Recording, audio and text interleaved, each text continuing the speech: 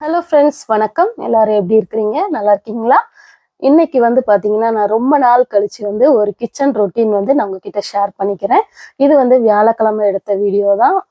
வாங்க நான் என்னென்னலாம் ரெடி பண்ணியிருக்கேன்னு பார்க்கலாம். லஞ்சுக்காக சாதத்துக்கு அரிசி ஊற வச்சிருக்கிறேன்.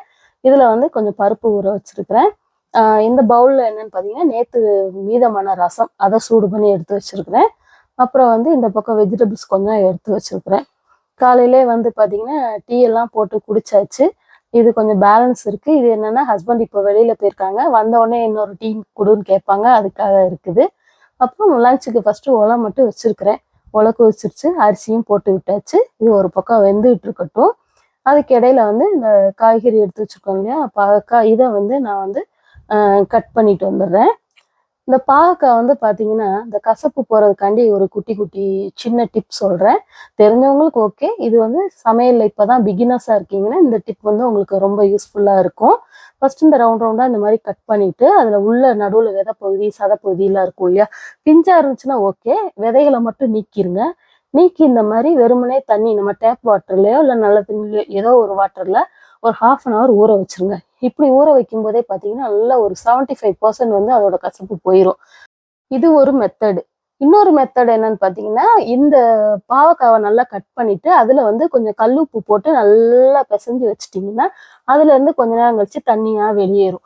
அந்த மாரி பண்ணும்போதும் பார்த்தீங்கன்னா, உங்களுக்கு வந்து அது கசப்பு வந்து வெளியேறிரும். சரி, உப்ப எதுக்கு நம்ம வேஸ்ட் பண்ணுவானே அப்படின்னு சொல்லிட்டு, நான் வந்து இந்த மெத்தட் தான் எப்பயும் யூஸ் பண்றது. நீங்களும் ட்ரை பண்ணி பாருங்க. அப்புறம் வந்து அ இந்த மாரி தண்ணீல போட்டு எடுத்ததுக்கப்புறம், ஃபர்ஸ்ட்டு கொஞ்சமா ஆயில் விட்டு அத வந்து நல்லா இந்த மாரி வதக்கி எடுத்துக்கோங்க. இந்த மாரி எடுக்கும்போது பார்த்தீங்கன்னா, உங்களுக்கு 100% வந்து அந்த பாவக்காயில உள்ள கசப்பு ஃபுல்லாவே உங்களுக்கு போயிரும். அது மாரி தான் இன்னைக்கு நான் செஞ்சுட்டு இருக்கிறேன். இன்னைக்கு என்ன சமையல்னு பார்த்தீங்கன்னா, இன்னைக்கு பாவக்காய் போட்டு புளிக்குழம்பு தான் நான் வைக்க போறேன். இது ரொம்ப ரொம்ப நல்லது. குழந்தைங்க கூட இந்த மாதிரி நான் சொல்ற மாரி நீங்க வச்சு குடுத்தீங்கன்னா, சூப்பரா சாப்பிடுவாங்க. பாவக்காய் பிடிக்காதுன்னு சொல்ல மாட்டாங்க. அடிக்கடி கேட்பாங்க. இது ஒரு பக்கம் வதங்கிட்டு இருக்கட்டும். அதுக்கு இடையில பார்த்தீங்கன்னா, இந்த பாவக்காய் குழம்புக்கும், அப்புறம் பருப்பு ஊற வச்சிருக்கேன் இல்லையா? அதுக்கும் சேர்த்து வெங்காயம், தக்காளிலாம் கடகடன்னு வெட்டிட்டு வந்துடுறேன். இப்ப பாருங்க, பாவக்காய் சூப்பரா வதங்கிருச்சு. இந்த அளவுக்கு வதங்கினா போதும். இத வந்து ஒரு பிளேட்ல நான் ட்ரான்ஸ்ஃபர் பண்ணி வச்சிருக்கிறேன். பாவக்காய் குழம்பு செய்யலாமா? ஏற்கனவே அந்த பாவக்காய் வதக்குன அதே பேன்லயே கூட கடலெண்ணெய் ஊத்தியிருக்கிறேன். ஒரு 3 டேபிள் ஸ்பூன் ஊத்தியிருக்கிறேன். அதுல கடுகு, வெந்தயம், சீரகம் அது போட்டு பொரிஞ்சதும் ஒரு 2 கொத்து கருவேப்பிலை சேர்த்துருக்கிறேன். அப்புறம் வாசத்துக்காக ஒரு 4 பூண்டு. பூண்டு நெறைய சேர்த்தா இன்னும் டேஸ்ட்டா இருக்கும். நான் சும்மா 4 தான் போட்டிருக்கேன். அப்புறம் ஒரு பெரிய கைப்பிடி அளவு வந்து பார்த்தீங்கன்னா, சின்ன வெங்காயம். அத நல்லா சேர்த்துருக்கிறேன். அது கூடவே 2 சின்ன சைஸ் தக்காளி. இதெல்லாம் சேர்த்து நல்லா சாஃப்ட்டா வதங்குற அளவுக்கு நல்லா வதக்கிக்கோங்க. இந்த சைடுல பார்த்தீங்கன்னா, சாதமும் வெந்துருச்சு. அதனால சாதத்த வந்து டக்குன்னு வடிச்சு வச்சுடுறேன். சாதம் வடிச்சாச்சு. இப்ப இந்த பக்கம் பாருங்க, வெங்காயம், தக்காளி நல்லா வதங்கி வந்துட்டு இருக்கு. அந்த கேப்ல வந்து இந்த பருப்பு ஊற வச்சிருந்தேன் இல்லையா? இது எதுக்குன்னு பார்த்தீங்கன்னா, வடகறி செய்றதுக்காக, மார்னிங் டிஃபனுக்காக ஊற வச்சிருக்கிறேன். இது வந்து ஒரு 3 மணி நேரம் ஊற வச்சிருக்கிறேன். இந்த மாரி பருப்ப வந்து நம்ம நகத்தால இது பண்ணி பார்க்கும்போது, இப்படி 2ஆ உடையணும். அந்த அளவுக்கு வந்து நல்லா ஊறணும். இந்த பருப்பு கூடவே வந்து 3 காஞ்ச மிளகா, அதாவது மிளகா வத்தல வந்து நான் சேர்த்து ஊற வச்சிருக்கிறேன். இப்ப இது எல்லாத்தையுமே வந்து மிக்ஸி ஜார்ல வந்து நல்லா கொர கொரன்னு அரைச்சுக்கலாம். தண்ணி சேர்க்கக்கூடாது. தண்ணி சேர்க்காம அரைச்சு எடுத்துக்கணும். அதுக்கிடையில இங்க அந்த குழம்புக்கு தக்காளி, வெங்காயம் வந்து நல்லா சாஃப்ட் ஆயிருச்சு. இதுல வந்து நம்ம வதக்கி வச்ச அந்த பாவக்காவும் சேர்த்து கொஞ்சம் வதக்கி விட்டுறலாம். இந்த வடகரிக்கு இந்த பருப்பு கூட ஒரு 1 டேபிள் ஸ்பூன் அளவு வந்து கூட சோம்பு சேர்த்துக்கிறேன். என்னோட ஸ்பூன் வந்து ரொம்ப ரொம்ப குட்டி ஸ்பூனு. அதனால நான் ஒரு 3 ஸ்பூன் சேர்த்துருக்கிறேன். இது அளவு வந்து பார்த்தீங்கன்னா, ஒரு பெரிய டேபிள் ஸ்பூன் அளவு தான் இருக்கும். அப்புறம் இந்த பருப்புக்கு மட்டும் தேவையான அளவு உப்பு சேர்த்துருக்கிறேன். தூள் உப்பு சேர்த்துருக்கிறேன். இது எல்லாத்தையும் சேர்த்து தண்ணியே சேர்க்காம கொர கொரன்னு அரைச்சிட்டு வந்துடுறேன்.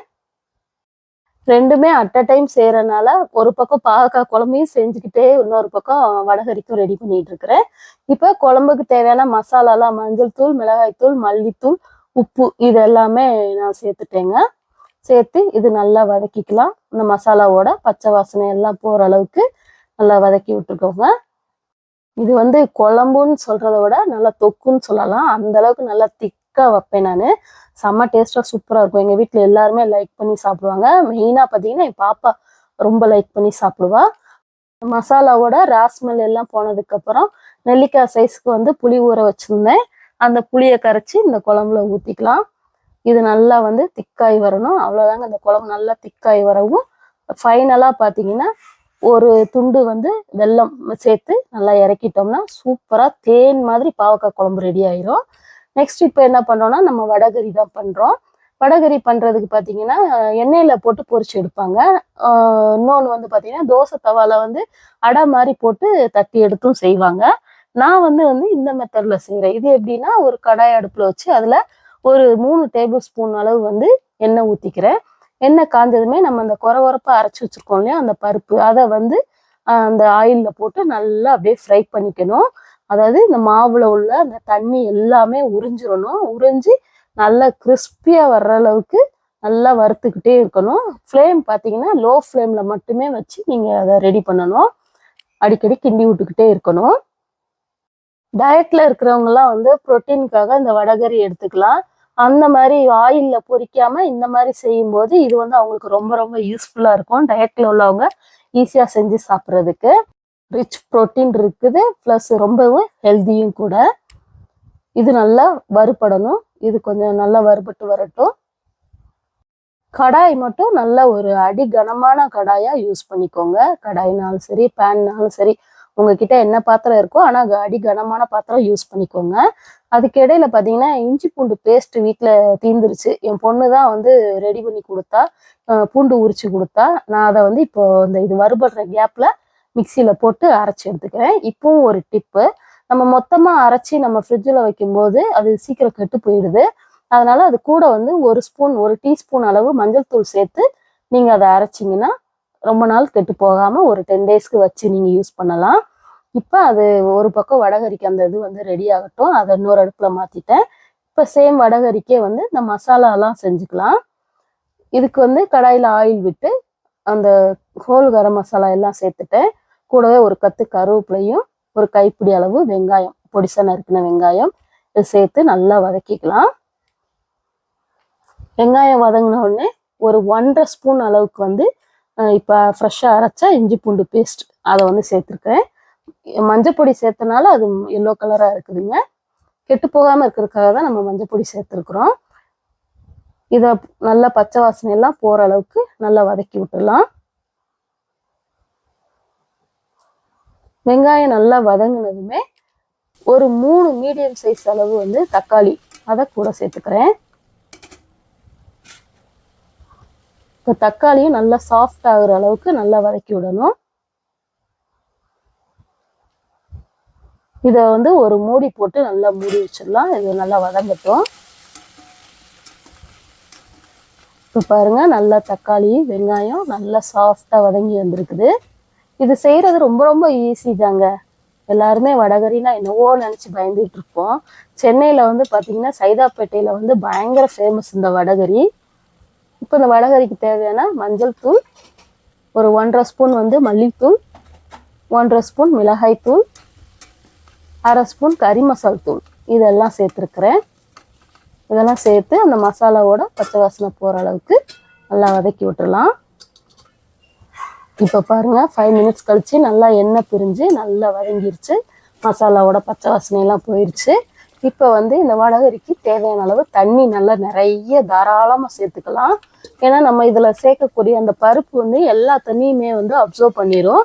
அதனால் நிறைய தண்ணி சேர்த்து அதை நல்லா கொதிக்க வைக்கணும்.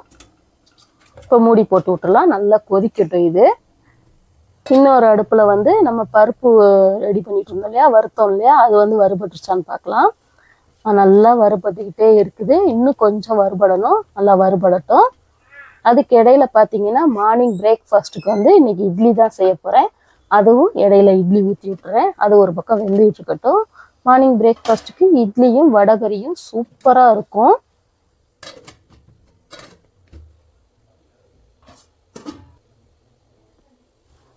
இப்போ பாருங்க, வடகரிக்கு வந்து பருப்பு சூப்பராக நல்லா வறுபட்டுருச்சு. நல்லா கிறிஸ்பியாக இருக்குது.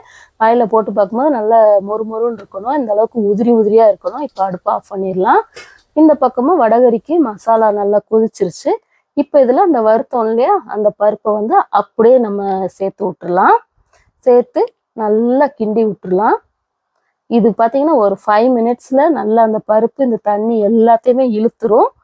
நம்ம ஃபஸ்ட்டு வந்து இந்த பருப்புக்கு மட்டும் தேவையான அளவு உப்பு போட்டிருந்தேன். இது இப்போ வந்து இந்த கிரேவிக்கு தேவையான அளவு உப்பையும் கூட சேர்த்து போட்டு விட்டுடலாம். போட்டு நல்லா மிக்ஸ் பண்ணி விட்டுருங்க. இப்போவே பாருங்கள் பாதி தண்ணி காணாமல் போயிடுச்சு. இப்போ வந்து மூடி போட்டு மூடி வச்சுருங்க ஒரு 5 நிமிஷம். நல்லா கொதிக்கட்டும். இப்போ பாருங்கள் சூப்பராக நல்லா வடகறி ரெடி ஆயிடுச்சு. செம்ம டேஸ்ட்டாக இருக்குங்க. நீங்கள் ட்ரை பண்ணி பாருங்கள். சிம்பிளாக ஈஸியாக செஞ்சிடலாம் டக்குன்னு. நல்லா ஹெல்த்தியும் கூட. ஃபைனலாக நல்லா கொத்தமல்லி இலை நிறைய சேர்த்து அதை நல்லா கிளறி சாப்பிடும்போது அவ்வளோ ருசியாக இருக்கும். ட்ரை பண்ணி பார்த்துட்டு எனக்கு எப்படி வந்துச்சுன்னு சொல்லி கமெண்ட்டில் சொல்லுங்கள். செம்ம டேஸ்ட்டாக இருக்கும். இப்போ வந்து ரெடி ஆயிடுச்சு. அடுப்பு ஆஃப் பண்ணிடலாம். இந்த பக்கம் இட்லியும் ரெடி ஆயிடுச்சு. அதையும் எடுத்துடலாம். இப்போ என்னென்னலாம் ரெடி பண்ணியிருக்கேன்னு காமிக்கிறேன். லஞ்சுக்கு சாதம் வடிச்சாச்சு. இந்த பக்கம் ரசம் இருக்கு. இந்த பக்கம் பாவக்காய் தொக்கு மாதிரி பாருங்க, பாவக்காய் குழம்பு சூப்பராக தேன் மாதிரி ரெடி பண்ணியாச்சு. செம்ம டேஸ்டாக இருக்கும்.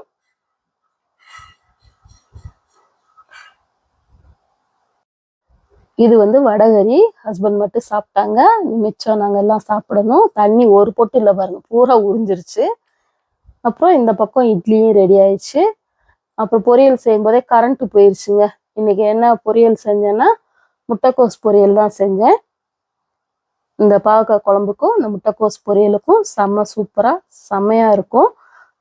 எப்படியும் வடகறி மிச்சம் இருக்கும், அதனால இன்னொரு பொரியல்லாம் செய்யலை இன்னைக்கு. அவ்வளோதாங்க இன்னைக்கு சமையல். இந்த வீடியோ உங்களுக்கு பிடிச்சிருக்குன்னு நினைக்கிறேன். பிடிச்சிருந்தா ப்ளீஸ் லைக் பண்ணுங்க, ஷேர் பண்ணுங்க, மறக்காம சப்ஸ்கிரைப் பண்ணுங்க. Until then, it's bye from Jaya. Ta-ta. Bye.